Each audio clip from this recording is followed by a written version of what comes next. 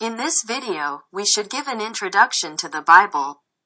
The Bible perplexes many believers who soon retire from any serious study of the Bible.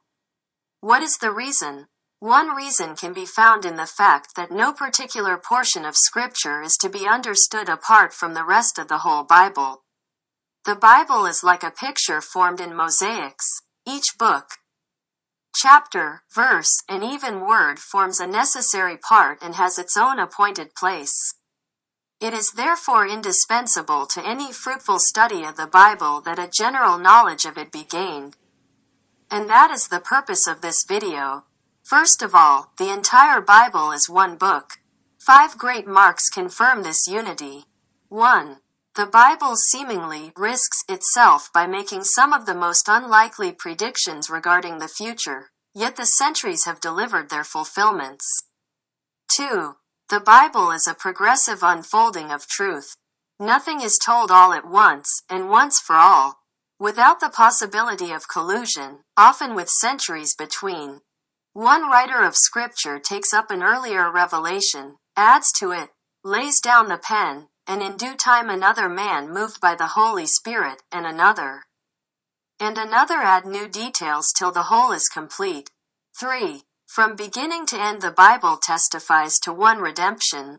4.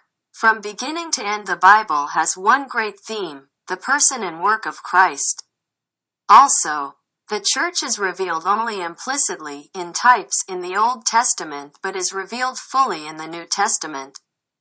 And in this regard the consistent thread throughout the entire Bible is Christ and His Church. 5. And, finally, these writers, some 44 in number, writing through 20 centuries, have produced a perfect harmony of truths in progressive unfolding. The Bible is a book of books. 66 books make up the one book. With regard to the unity of the one book, the separate books may be regarded as chapters. But that is but one side of the truth. For each of the 66 books is complete in itself and has its own theme. It is therefore of great importance that the books be studied in the light of their distinctive themes. Genesis, for instance, is the book of beginnings, the seed plot of the whole Bible. Matthew is the book of the king, and etc. The books of the Bible fall into groups.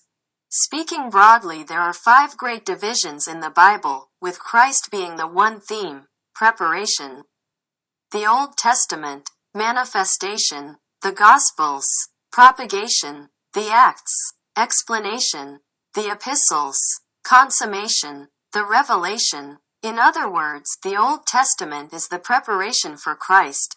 In the Gospels He is manifested to the world. In the Acts He is preached and His gospel is propagated in the world. In the epistles His gospel is explained. And in the Revelation all the purposes of God in and through Christ are consummated.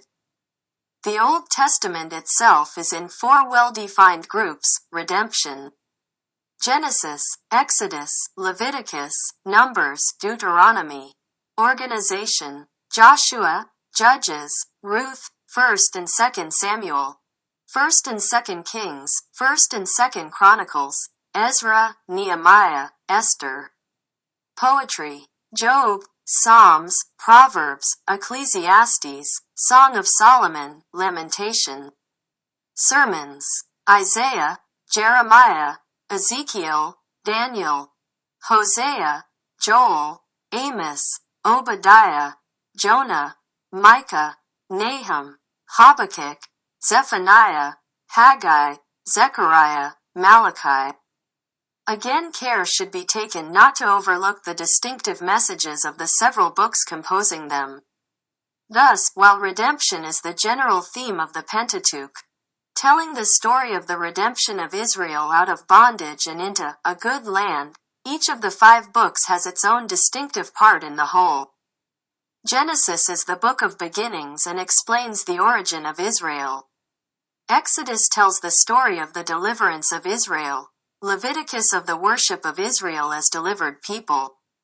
Numbers the wanderings and failures of the delivered people, and Deuteronomy warns and instructs that people in view of their approaching entrance upon their inheritance. The poetical books record the spiritual experiences of the redeemed people in the varied scenes and events through which the providence of God led them. The prophets were inspired preachers, and the prophetical books consist of messages with brief connecting and explanatory passages. Two prophetical books, Ezekiel and Daniel, have a different character and are largely apocalyptic.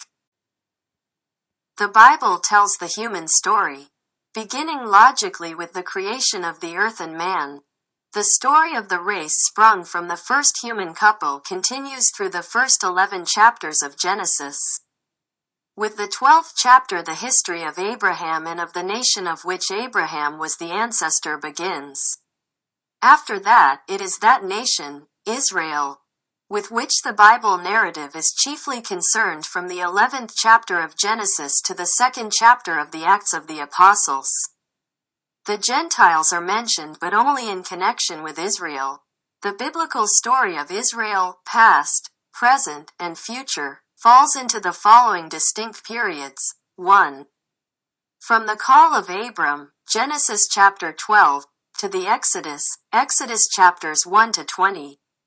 2. From the Exodus to the death of Joshua, Exodus chapter 21 to Joshua chapter 24. 3. From the death of Joshua to the establishment of the Hebrew monarchy under Saul. 4. The period of the kings from Saul to the captivities. 5. The period of the captivities. 6. The restored commonwealth from the end of the Babylonian captivity of Judah to the destruction of Jerusalem, AD 70. 7. The dispersion and the present restoration of the nation. 8. Her future in the millennium and in the eternity future. Before we get into the New Testament groupings, please note that Israel is not church and church is not Israel. Unlike God's dealing with people in the Old Testament age, God deals with people differently in the New Testament age, which is the present age of grace where justification is by faith alone apart from the works of the law. The Gospels record the appearance of the promised Messiah, Jesus Christ, in human history and within the Hebrew nation, and tell the wonderful story of his manifestation to Israel. His rejection by Israel, his crucifixion, resurrection, and ascension. The Acts of the Apostles record the descent of the Holy Spirit, and the beginning of a new thing, the Church.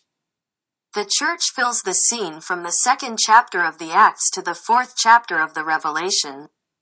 Again, we want to emphasize that the central theme of the Bible is Christ. It is this manifestation of Jesus Christ, his person as God manifest in the flesh, 1 Timothy 3:16, his sacrificial death, and his resurrection, which constitute the gospel. Unto this all preceding Scripture leads, from this all following Scripture proceeds. The gospel is preached in the Acts and explained in the epistles. Christ, Son of God, Son of Man, Son of Abraham, Son of David, thus binds the many books into one book. Seed of the woman, Genesis chapter 3 verse 15. He is the ultimate destroyer of Satan and his works. Seed of Abraham, he is the world blesser. Seed of David, he is Israel's king. Desire of all nations. Exalted to the right hand of God, he is head over all to the church, which is his body. Meanwhile, the church, the body of Christ, looks for the fulfillment of his special promise. I will come again, and receive you unto myself. John chapter 14 verse 3. The last book of all, the consummation book, is the revelation of Jesus Christ, Revelation chapter 1 verse 1. Again, the theme of Christ and his body, church, runs consistently throughout the Bible. In this video, we have given an introduction to the Bible. If you like this video, please like, share or subscribe. Thank you.